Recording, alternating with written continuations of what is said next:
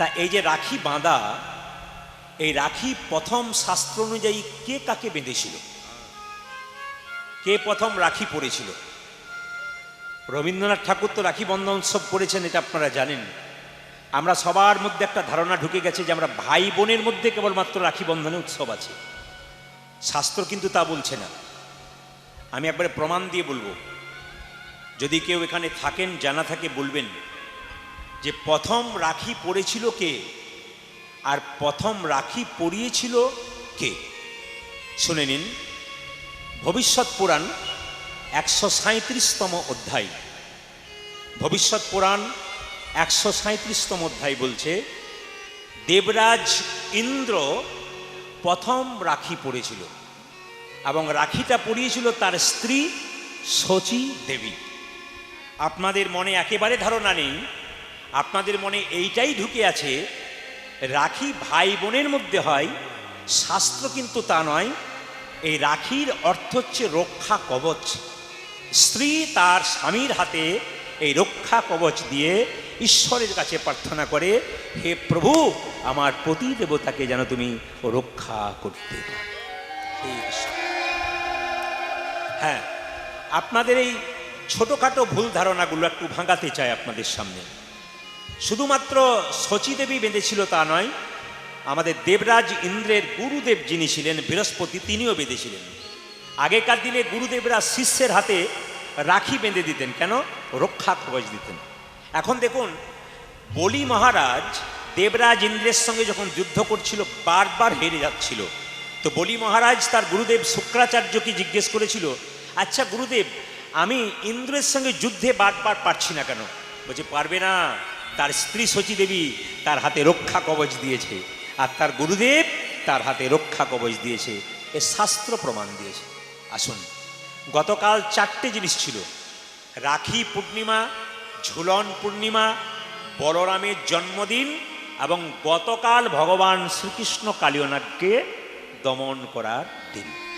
বিশেষ মাহাত্ম কিন্তু, যেমন দেখবেন বৈশাখ মাসের পূর্ণিমাকে বলা হয় বুদ্ধ পূর্ণিমা, জ্যৈষ্ঠ মাসের পূর্ণিমাকে বলা হয় স্নান যাত্রার পূর্ণিমা, আবার আষাঢ় মাসের পূর্ণিমাকে বলা হয় গুরু পূর্ণিমা, সেরকম শ্রাবণ মাসের শ্রাবণী পূর্ণিমাকে বলা হয় ঝুলন পূর্ণিমা বা রাখি পূর্ণিমা। একটা সুন্দর সময় আপনারা এসেছেন, সুন্দর মুহূর্তে এসেছেন, এই পবিত্রতা বন্ধন করতে রাখতে চাই। আর একটা কথা বলতে চাই, হিন্দু জাতি হয়ে হিন্দু সনাতন ধর্মকে রক্ষা করুন। আমি আপনাদের বলতে চাই, নিজের ধর্মের সম্পর্কে কোনো সমালোচনা করবেন না, নিজের ধর্মের সম্পর্কে বিরূপ কথা বলবেন না, নিজের সাধুগুরু বৈষ্ণবকে অপমান করবেন না। যদি আপনারা সাধুগুরু বৈষ্ণবকে অপমান করবেন তবে অন্যরা তো সুযোগ পেয়ে যাবে। তাই বারবার বলবো, নিজ ধর্মকে রক্ষা করুন, অন্যান্য ধর্মকে সম্মান দিন, কারণ সব ধর্ম সমান, কোনো ধর্ম ছোট নয়, কোনো ধর্ম বড় নয়। কিন্তু নিজে কোনো দিন নিজের ধর্মকে অপমান করবেন না, আবার নিজের ধর্মীয় ব্যক্তিকে কোনো দিন অপমান করবেন না। সম্মান রাখুন, সনাতন ধর্মকে বাঁচান। নিতাই গৌর হরি হরি হরি। বোঝে ভাবে তারাই তো বোঝে গো, ভাবে তারাই তো বোঝে গো, তারাই তো বোঝে গো, তারাই তো বোঝে গো। গৌর বলে কাঁদতে জানে, তারাই তো বোঝে। যে জানি গৌর বলে কামিতে জানে, ভাবি তারাই তো বোঝে গো। গৌর চরণে মন সপেছে, তারাই তো নিতাই গৌর হরি। গৌর চরণে ছুটি দিলাম, ভাবি তারাই তো বোঝে গো। গৌর বলে কাঁদতে জানে, তারাই তো বোঝে। যে গৌর বলে কামিতে জানে, তারাই তো বোঝে গো। বয়ার আনে জানে না, তারাই তো বোঝে রে। গৌর বয়ার আমি জানি না, ভাবি তারাই তো বোঝে গৌরী বয়ার আন জানে না, তারাই তো বোঝে। যে জন গৌর বোঝার নাম জানে না, ভাবে তারাই তো বোঝে গো। নয়ন জলে বুক ভাসাইয়া, তারাই তো বোঝেন তাই যে নয়ন জলে মুখে ভাসায় বোঝে গৌরী বয়ার আন জানে। যে নয়ন জলে মুখে ভাসায় গৌরে নাম জানে না, নয়ন জলে মুখে ভাসায় গৌর বোঝার নাম জানে না, নয়ন জলে মুখে ভাসায় গৌর বোঝার নাম জানে না। গৌরী কৃপা করো বলে তারাই তো বোঝে বোঝে গো। ভগবানের ভাব কিন্তু সবাই বোঝে না। এইদিকে তাকাবেন, ভগবানের ভাব কিন্তু সবাই বোঝে না। যেজন ভাবুক সেজন ভাব বুঝতে পারে। কীর্তন শুনতে গেলে নিজেকে ভাবুক হতে হবে। যদি ভাবুক হতে পারেন তাহলে ভগবানের ভাব বুঝতে পারবেন। এক ট্রাক বালিতে যদি এক হাত চিনি ছুঁড়ে দেওয়া যায়, আর চিনি আর বালি যদি একসঙ্গে মিশিয়ে দেওয়া যায়, তবে চিনিকে কি কেউ পারে চিনিতে এক ট্রাক বালিতে? মহাজনের কথা। এক ট্রাক বালিতে যদি এক হাত চিনি ছুঁড়ে দেওয়া যায়, আর চিনি আর বালি যদি একসঙ্গে মিশিয়ে দেওয়া যায়, তবে চিনিকে কি কেউ পারে চিনিতে এক ট্রাক বালিতে? বলছে কেউ পারে না, একজন পারে। পিপিলিকা পারে চিনিকে চিনিতে এক ট্রাক বালিতে। পিপিলিকার মতো গৌর ভক্ত যারা, চিনির স্বাদ যারা পেয়েছে, তারা চিনিকে কোনোদিন ভুলতে পারবে না। এই ভুলতে পারবেন না বলে সকালের সমস্ত কর্ম ছেড়ে গৌর চরণে নিজেকে সঁপে দেবার জন্য এসেছেন। এই একটা সুন্দর মুহূর্ত, না জানি কে কখন চলে যাবে কারো জানা নাই। যাবার আগে কিছু ভালো কাজ করে যাও ভাই, যেন গোবিন্দ চরণে সহজেই নিতাই গৌর হরি বল হরি বল হরি বল। সংসার, সং মানে সাজা, মা সাজা, বাবা সাজা, কাকা সাজা, কাকি সাজা, এটা সাজা। সার কি? কৃষ্ণের চরণ। যিনি কৃষ্ণের চরণকে সার করেছেন, তার আবার চিন্তার কি আছে? পদকর্তা বলছে, দেখো দেখো ও গো সিংহা বেনু মুরলিক, ও গো সিংহা বেনু মুরলিক, সিংহা বেনু মুরলিক, ওই সিংহাবেনো মুরলিক, মরিয়া জয় ধ্বনি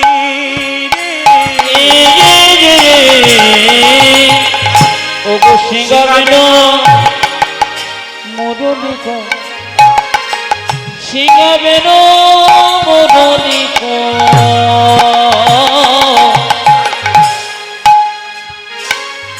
আমার করিয়া জয় ধ্বনি,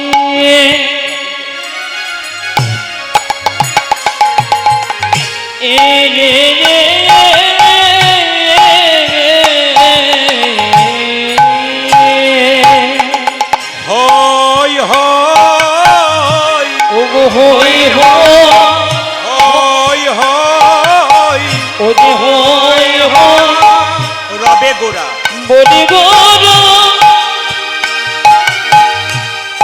ও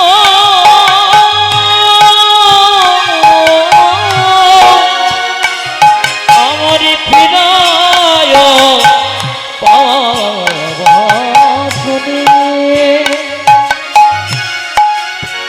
আমার গোরা হই হই হই বলি গো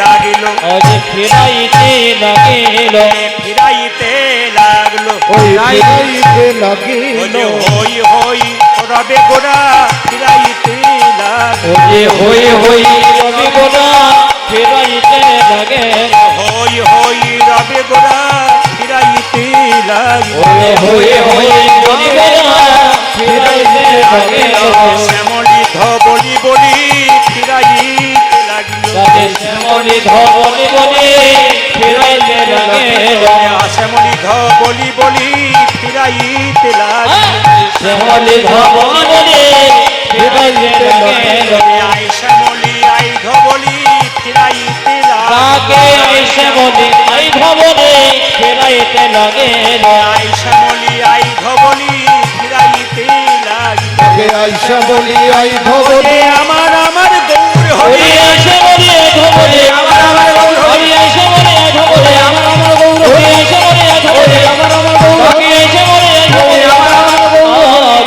ফেরাইতে লাগেল ও যে হই হই বলি গৌর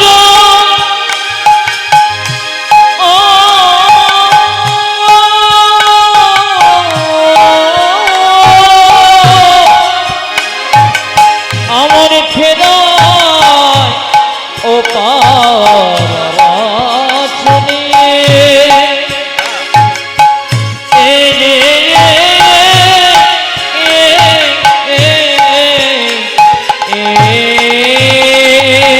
ফিরায় পাচনি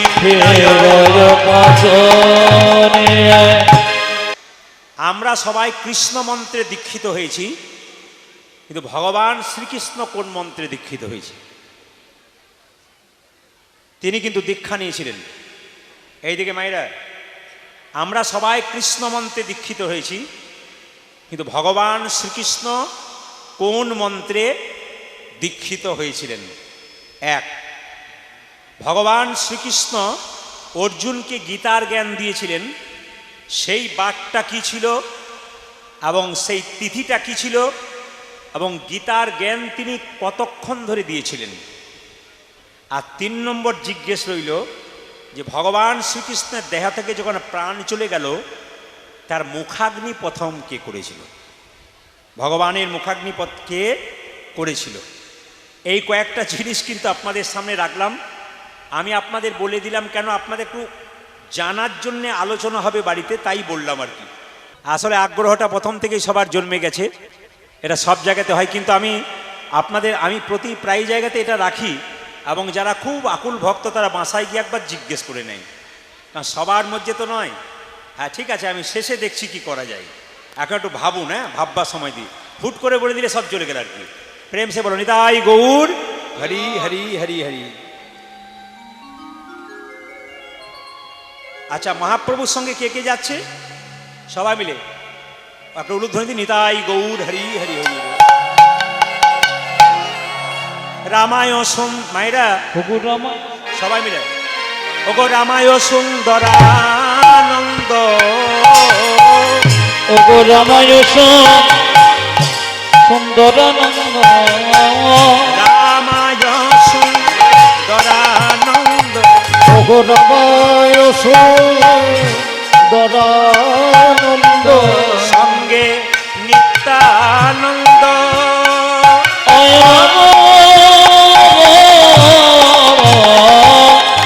ওগো রামায় সুন্দরানন্দ, ওগো সঙ্গে নিত্যানন্দ গো।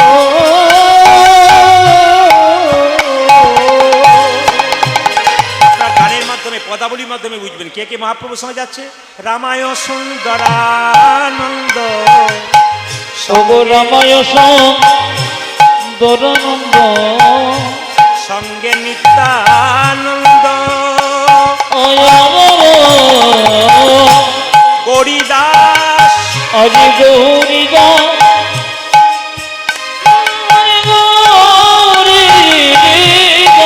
ভাইরা। হ্যাঁ, এইটা ব্যাখ্যা করবার আগে বলে রাখি, যে যেখানে বসে আছেন, হরে কৃষ্ণ, যে যেখানে বসে আছেন, আমি দেখবেন গৌরচন্দ্রিকাতে একটু গুরুর কথা বলি। তা গুরুর কথা ইউটিউবের মাধ্যমে আপনারা অনেক শুনেছেন। আজকে কিন্তু কয়েকটা নতুন তথ্য আপনাদের দিয়ে যাই গুরু সম্পর্কে। আমি জানি আপনারা দীক্ষা নিয়েছেন। দেখুন, দীক্ষা না নেওয়া পর্যন্ত আপনি মন্দিরে প্রণাম করতে পারবেন, আপনি মন্দিরে বসে ভগবানের নাম জপ করতে পারবেন, কিন্তু দীক্ষা না নিলে ভগবানের ভোগ দিতে পারবেন না। খুব দামি কথাগুলো শুনে নেবেন। আপনি দীক্ষা না নেওয়া পর্যন্ত নাম শুনতে পারেন, আপনি মন্দিরে যেতে পারেন, কিন্তু ভগবানকে যে ভোগ দেবেন এ অধিকার কিন্তু আপনাকে কেউ দেবে না, একমাত্র শ্রী গুরুদেব দেবে। কথাগুলো জানবেন, খুব দামি কথা। আপনি কীর্তন শুনবেন, 3 ঘন্টা 4 ঘন্টা বসবেন, আপনি যাবার সময় হিসাব করে যাবেন আমি যে এতক্ষণ বসলাম আমি কি কি পেলাম। কারণ করিমপুর যেখানে আমি যাই আমার ঘরের মতো হয়ে গেছে। এনারা সবাই এসেছেন, মাস্টারমশাই এসেছেন, অনেক ভক্তগণ এসেছেন, যারা আমার খুব কি বলবো খুব ভালোবাসার মানুষ। প্রতিটা জায়গাতে সন্ধ্যাবেলায় কীর্তন আরম্ভ হলেও এনাদের অসুবিধা হলো 1 ঘন্টার জন্য দেখা করতে চাই। একটা ভালোবাসার সম্পর্ক আছে, সেই জায়গাতে আমি এসেছি। আসুন, সবার কাছে নিবেদন রইল, মায়েরা এই যে আপনি ভোগ দেবেন, এই ভোগ দেওয়ার মন্ত্র কিন্তু আছে। এই মন্ত্রটা একমাত্র আপনাকে গুরুদেব শেখাবে। আপনি যে আচমন করবেন, আচমন কিভাবে করবেন সেটা একমাত্র গুরুদেব শেখাবে। দেখুন, আমি যখন গতকালকে রাত্রিবেলা আসছিলাম, ওইখানে বাঁশের খুঁটিতে একটা বাচ্চা খুব বনবন বনবন করে ঘুরছে। ওর মা খালি চিৎকার করছে, পড়ে যাবি পড়ে যাবি, চলে আয়। ছেলে কিন্তু বাঁশকে ধরে বনবন বনবন করে ঘুরছে। ছেলে কিন্তু পড়ছে না। কেন পড়ছে না?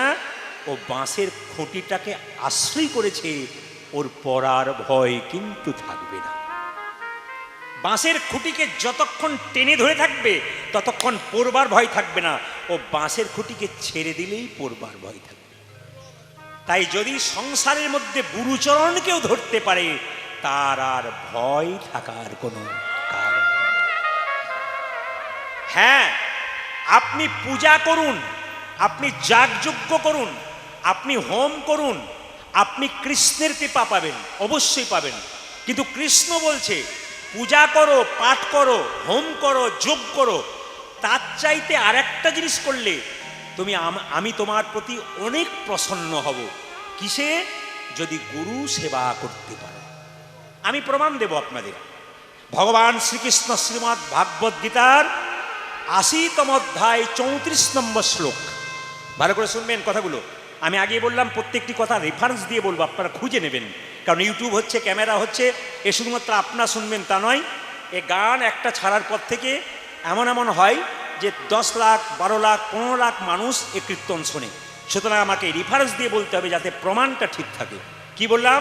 ভগবান শ্রীকৃষ্ণ শ্রীমদ্ ভাগবত গীতার 80তম অধ্যায় 34তম অধ্যায়ে বলেছেন, 34তম শ্লোকে বলেছেন যে যে আমার পূজা করে সে আমার ভক্ত, যে আমার হোম করে যজ্ঞ করে সে আমার ভক্ত, কিন্তু সে আমার আরো বড় ভক্ত যদি গুরুর প্রতি সে প্রসন্ন, গুরু ভক্তি রাখতে।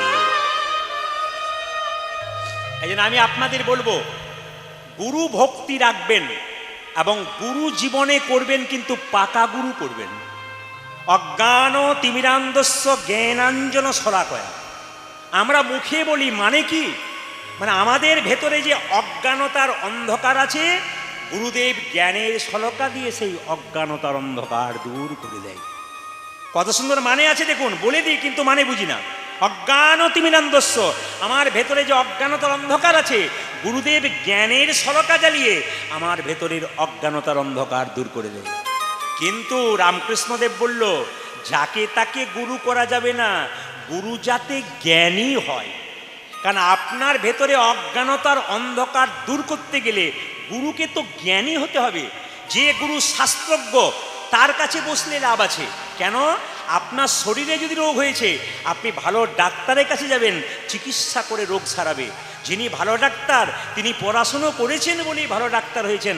যিনি গুরু হবেন তাকে অনেক শাস্ত্র পড়তে হবে।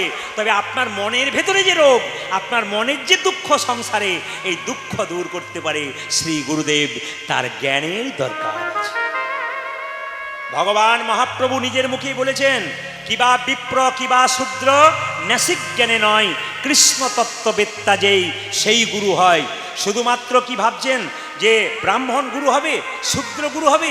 না না, গুরু যে কেউ হতে পারে। মহাপ্রভু বলেছেন যার মধ্যে শাস্ত্র জ্ঞান আছে, যার মধ্যে তত্ত্ব জ্ঞান আছে, তাকে যদি গুরু করতে পারেন, আপনি সময়ে সময়ে প্রশ্ন করলে উনি উত্তর দেবেন। এমন তো নয় যে সব প্রশ্নের উত্তর গুরু দিতে পারবেন, কিন্তু যদি কোনোটা না দিতে পারে খুঁজে বের করবার চেষ্টা করবেন যাতে আপনার প্রশ্নের উত্তরটা তিনি দিতে পারেন। এই জন্য শাস্ত্রজ্ঞ গুরুর দরকার আছে।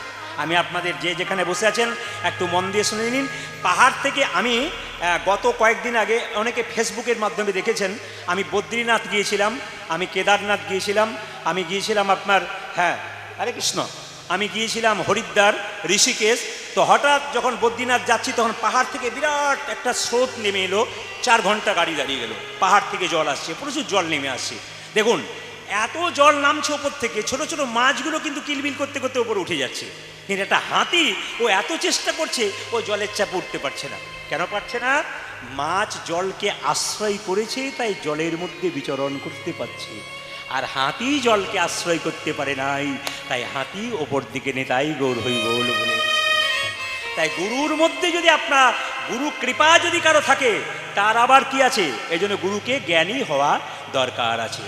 তাই সবার কাছে নিবেদন রইল মায়েরা, গুরুদেবের চরণে কেঁদে কেঁদে বলতে হবে, আমার এই জীর্ণ দেহটা তোমার চরণে দিলাম, তুমি ওই পারে পৌঁছানোর ব্যবস্থা করে দাও। কিভাবে? আমার জীর্ণ তরি ভাসাইয়ে দিলাম অকল দরিয়ার, দয়াল গুরু গো পৌঁছাইয়া দেহ কিনারা। পৌঁছাইয়া দেহ কিনারায় গো, পৌঁছাইয়া দেহ কিনারায় গো, পৌঁছাইয়া দেহ কিনারায়। তুমি বিনে এ দুরি দিনে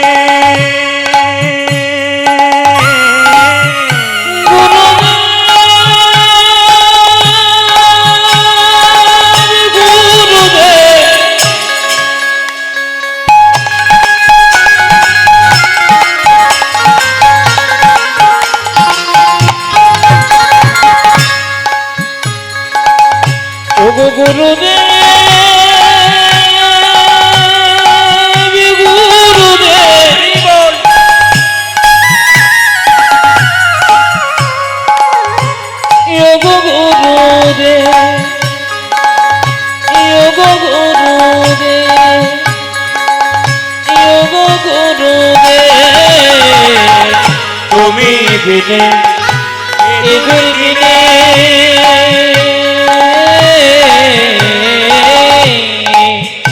আমার কেহ নাই আমার। পৌঁছাইল দেব কিনারায় গো, পৌঁছাইল দেব কিনারায় গো, পৌঁছাইল দেব কিনারায়। জোরে বলুন আপন আপন গুরুদেব কি? আরে জোরে বলবেন আপন আপন গুরুদেব কি? আপনারা জয় বলছেন না ভয় বলছেন বুঝতে পারছি না। জোরে বলবেন রাধা রানী কি? এত জোরে বলবেন যেন করিমপুর পর্যন্ত যায়। রাধা মাধব কি? হরিবাসর কি? সাধুগুরু বৈষ্ণব কি? গৌর ভক্তবৃন্দ কি? গরম লাগছে কি? হ্যাঁ সবাই বুঝতে পারলাম যে পরীক্ষা করে সবাই জয় হয়েছে। জোরে বলুন রাধা রানী কি? শ্যাম সুন্দর কি? হরিবাসর কি? সাধুগুরু বৈষ্ণব কি? আচ্ছা বাবা